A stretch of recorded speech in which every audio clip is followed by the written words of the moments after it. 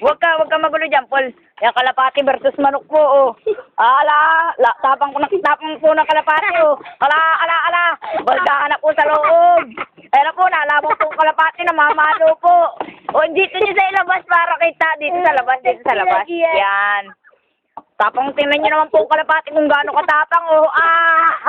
Latang ka na, oh. Oh, ayan na po. Ayan na.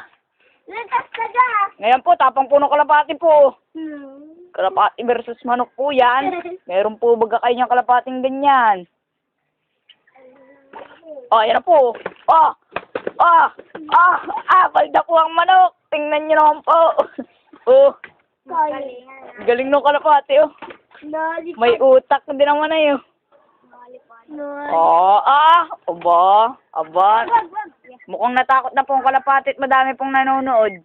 Ibaba mo, lalaban uli yan. O, yan po, tapang po talaga, yan po. Ay, huwag mo pagawin niya. Baka hindi ka natutukay. Yun na po. Kahig mo na, kahig. Ayun, natakot na yung kalapati, uhaw. And the winner, manok. Natakot po kasi yung kalapati. Ayun po, kung makikita po natin ay ayun po siya, masyado po siyang lumayo sa labanan. Kasi po, may inakay po ang ating kalapati. Ayun po, papasok po ang kanyang inakay.